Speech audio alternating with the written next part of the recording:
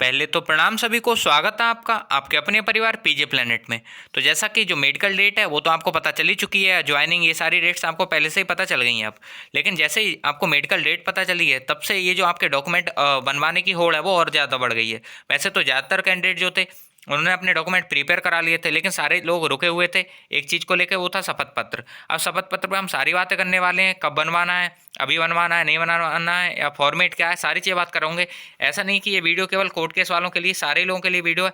यहाँ पे शपथ पत्र के बारे में जितने डाउट आप लोगों के, उन सबको हम क्लियर कर देंगे। बहुत सारे आपके डाउट टेलीग्राम चैनल पे भी आ रहे हैं, साथ ही साथ बोर्ड पे मैसेज कर रहे थे आप, और ये जो कमेंट बॉक्स है वहाँ पे भी आ रहे थे। तो उन सारे डाउट्स को हमने मतलब कवर किया है, और उनके ही सबके आंसर आपको मिलने वाले हैं। साथ ही साथ एक बहुत ज़्यादा डाउट आ रहे हैं पॉइंट नंबर 11 को लेके, कि हमें ये टाइप कराना है नहीं कराना है, या कोर्ट केस है, इन सारी चीज़ों के रिगार्डिंग बहुत ज़्यादा क्वेश्चन आ रहे हैं। तो ये भी हम यहाँ पे क्लियर कर देंगे किस किस को इसे भरना है और क्या क्या इसमें भरना है। साथ ही साथ अगर इसमें गलती होती है भरने में तो सीधे फेल हो जाएंगे। ये चीज़ मेंशन पहले ही कर रखी है कि अगर कोई भी चीज़ आप गलत भरते हैं तो यहाँ पे आपको मतलब डिस्क्वालीफाई कर दिया जाएगा। तो ये सारी चीज़ें, इन सब पे भी हम बात कर होंगे, बस लास्ट तक बने रहिएगा। तो चलिए स्टार्ट करते हैं वीडियो को, और जो शपथ पत्र है इसका खेल आज खत्म हो जाएगा। यहाँ पे सब कुछ स्टार्ट करने से पहले एक विनती करना चाहेंगे, या फिर एक बार बोलना चाहेंगे अपने टेलीग्राम ग्रुप के लिए, आप सारे लोग इसे ज्वाइन कर लीजिए, क्योंकि यहाँ पे सारी चीज़ें टाइम टू टाइम होती रहती हैं। यहाँ पे सारी चीज़ें आपको मिलती रहेंगी, सारे जो पीडीएफ हैं वो भी, और सारी जितनी भी चीज़ें हैं, चाहे किसी भी चीज़ के रिगार्डिंग इन्फॉर्मेशन हो, चाहे मेडिकल के रिगार्डिंग कोई भी डिस्कशन हो, कोई भी चीज़ हो, या फिर आने वाली किसी भी चीज़ के रिगार्डिंग कुछ भी इन्फॉर्मेशन हो, वो आपको यहाँ पे मिल जाती है। तो आप इसे ज्वाइन कर सकते हैं। ये यहाँ पे इसकी लिंक मिल जाएगी, UP_पुलिस_मेडिकल_60/244, और यहाँ पे लगभग 1500 के आसपास कैंडिडेट होने वाले हैं। तो आप इसे ज्वाइन कर सकते हैं, और इसका लिंक जो है नीचे डिस्क्रिप्शन में भी मिल जाएगा, तो डिस्क्रिप्शन बॉक्स से इसे ज्वाइन कर सकते हैं आप। और जितनी भी इन्फॉर्मेशन है यहाँ पे दे दी जाती है। यहाँ पे पुलिस विभाग के भी कुछ लोग हैं जो प्रीवियस जॉब कर रहे हैं, तो वो भी आपको अपना जो एक्सपीरियंस है वो बताते रहते हैं। तो आप इसे ज्वाइन कर लीजिएगा। अब यहाँ पे हम बात करने वाले हैं इन सारे पॉइंट्स के बारे में, यहाँ जो थंबनेल पे जो लिखे हैं वो, और इसके अलावा भी कई सारे पॉइंट हैं उन पे। तो सबसे पहले तो प्रारूप की बात करें तो प्रारूप ये हो जाता है, ये शपथ पत्र का जो हमारा प्रारूप है ये आपको टेलीग्राम चैनल पे हमने पहले ही डाल रखा है, ग्रुप पे अपने, वहाँ से आप डाउनलोड कर सकते हैं और इसे टाइप करा सकते हैं। अब करना क्या क्या है, सारी चीज़ हम बारी बारी से बात करते हैं। कई सारे लोग हैं जिन्होंने इन्हें बनवा रखा है। तो कुछ लोग बोल रहे थे कि ये 10 वाले पे बनवाना है, या 20 के नोट के मार्क पे बनवाना है, या 30 वाले एफिडेविट पे बनवाना है, मतलब 30 का तो नहीं, सॉरी 50 का आता है, 100 वाले पे बनवाना है। तो बस ये है, यहाँ पे ये बनवाना तो 10 वाले पे, लेकिन अगर किसी कैंडिडेट ने किसी और पे भी बनवा लिया तो कोई दिक्कत नहीं, सारा चल जाएगा, कोई इशू नहीं उसका। लेकिन अगर अब कोई बनवाने वाला है तो आप 10 रुपये मार्क के जो आपके एफिडेविट आते हैं उन पर बनवाइएगा, इस चीज़ का ध्यान रखिएगा। तो पहला डाउट ये क्लियर हो जाता है कि आपको जो बनवाना है वो 10 रुपये के मार्क के जो एफिडेविट है उस पर बनवाना है। अब ये कब बनवाना है, कई सारे लोगों का क्वेश्चन आ रहा है कि भैया अभी बनवा लें या फिर एडमिट कार्ड जब आएगा उसके बाद बनवाएं। तो आप जैसा मन आपका आप कर सकते हैं, चाहे तो अभी बनवा लीजिए या बाद में बनवा लीजिए, कुछ चेंज नहीं होने वाला है, और ये सारी चीज़ें जो हैं सेम रहने वाली हैं। तो आप इसे अभी भी बनवा सकते हैं, कोई दिक्कत नहीं है। तो ये हो जाता है कि कब बनवाना है आपको। अब साथ ही साथ इसे कैसे कैसे फिल करना है, क्या क्या चीज़ें फिल करनी है, उन पर बात करते हैं। अब कई सारे लोग हैं जो बोल रहे थे कि भई हमने इसको ही प्रिंट करा के और इसे उसमें लगा दिया था एफिडेविट में, और फिर नोटरी करा लिया था, तो वो भी सही है, कोई दिक्कत नहीं है, वो भी चल जाएगा। लेकिन वहाँ पे जो आपका 10 रुपये या 20 रुपये इस मार्क का आपका एफिडेविट होना चाहिए। तो इस चीज़ का ध्यान रखिएगा। आपने बेसिकली करना क्या है, तो आप 10 रुपये का जो मार्क का आपका एफिडेविट आता है कुछ इस तरह से, ऊपर 10 रुपये का नोट यहाँ पे बन रखा होता है ये, और इसे लेना है आपको, और ये जो पूरा डाटा है इस पे टाइप करा लेना। अब एक पे तो आएगा नहीं, इसके नीचे A4 पेपर वो लगा देंगे और उन सब पे वो टाइप कर देंगे। तो इस तरह से आपको ये जो पूरा डाटा है वो टाइप करा लेना है। बस इतना आपको कराना है। उसके बाद जो काम रह जाएगा वो नोटरी एडवोकेट जो होंगे उनका रह जाएगा। आप अपनी तहसील कचहरी वहाँ जाएंगे तो नोटरी वकील होंगे, वो ये सारा करके दे देंगे आपको, ये सारा फिल करके देंगे प्रॉपर।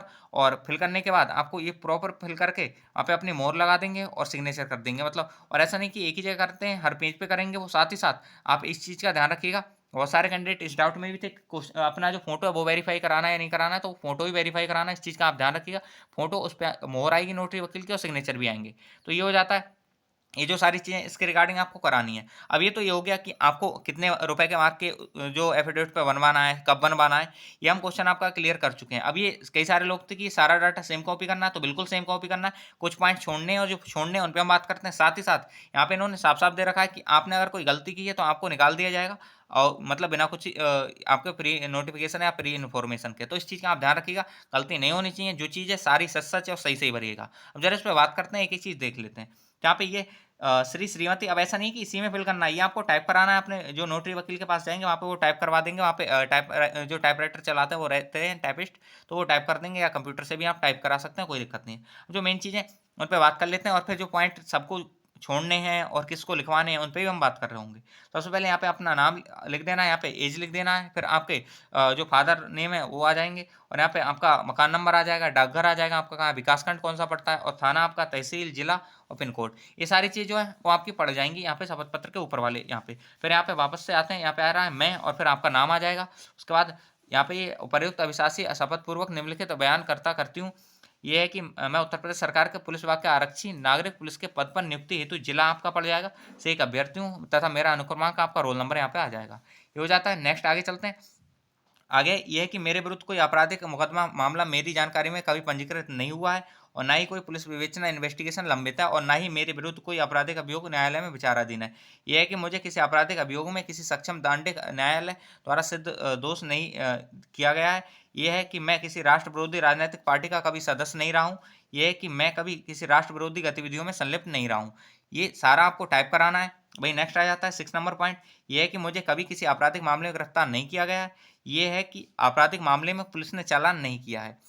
ये अब हाँ, ये बहुत ज़्यादा पॉइंट आ रहा था अब चालान की बात। जो लोग थे वो बोल रहे थे कि मेरा जो है बाइक का चालान हुआ है तो क्या उसे मेंशन करना है। तो भाई ये जो चालान की बात हो रही है दंड की बात हो रही है। मीन्स आपने कोई आपराधिक मामला था उसमें जो दंड दिया गया था उसके लिए जो बाइक का चालान उसे मेंशन नहीं करना, उससे आपको टेंशन नहीं लेनी है। नेक्स्ट ये है कि मैं राज्य सरकार, भारत सरकार द्वारा उनकी सेवा में कभी बर्खास्त डिसमिस नहीं किया गया हूँ।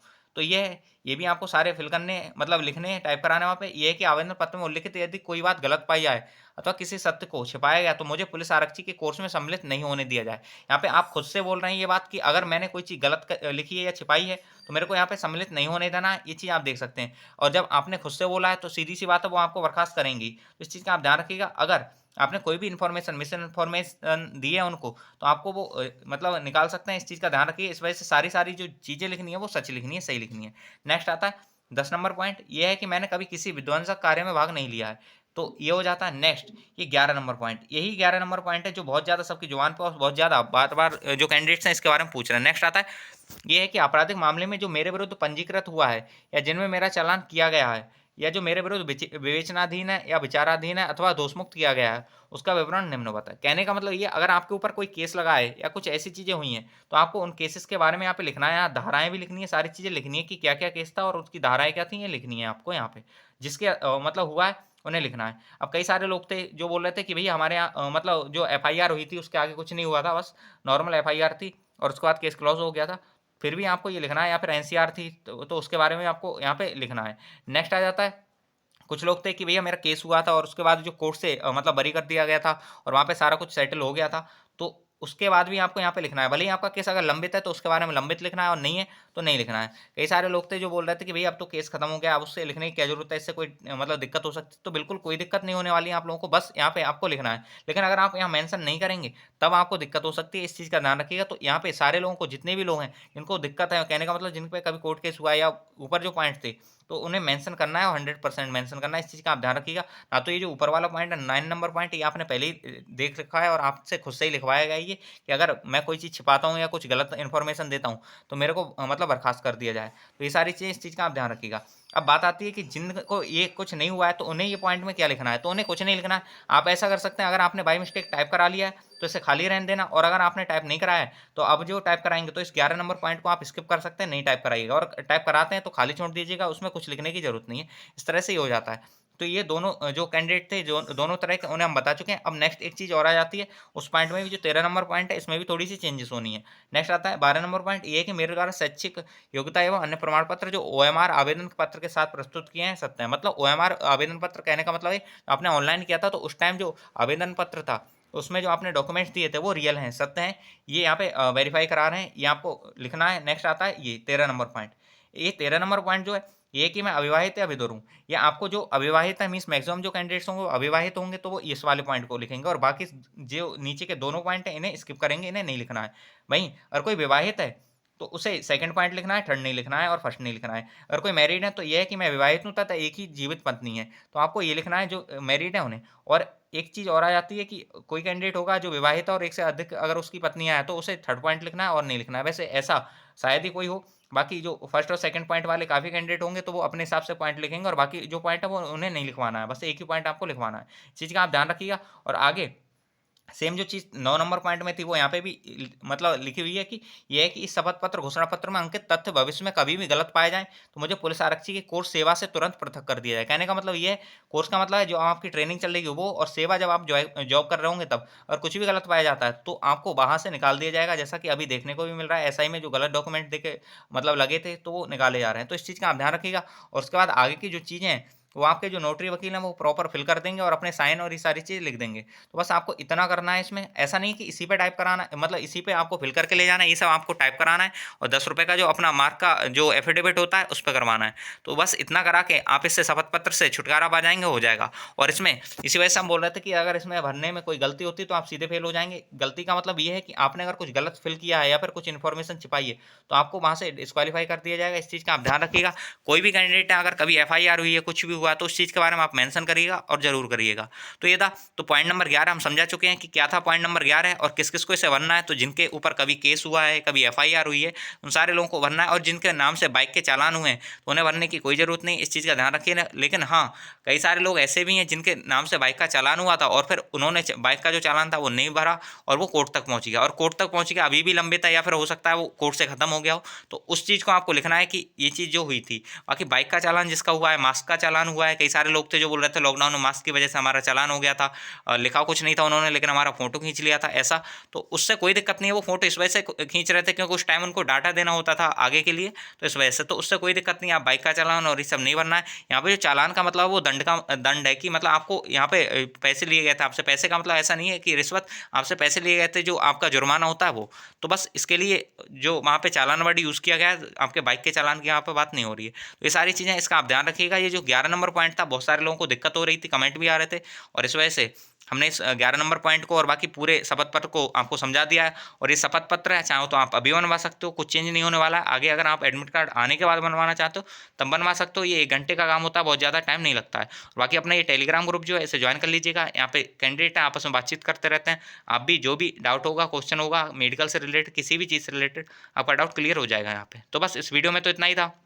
होप्सो आपका जो इससे शपथ पत्र से रिगार्डिंग जो भी डाउट होगा वो क्लियर हो गया होगा। फिर भी अगर कोई डाउट है, कोई क्वेश्चन है, माइंड में कुछ भी चल रहा है, तो कमेंट बॉक्स खुला है, साथ ही साथ टेलीग्राम ग्रुप है अपना, बता दीजिएगा, हम उसका रिप्लाई दे देंगे। तो बस मिलते हैं नेक्स्ट वीडियो में, तब तक के लिए बाय बाय। और अगर आपको चीज़ें समझ आती हैं, पसंद आती हैं, तो आप चैनल को सब्सक्राइब कर सकते हैं, वीडियो को लाइक कर सकते हैं। धन्यवाद।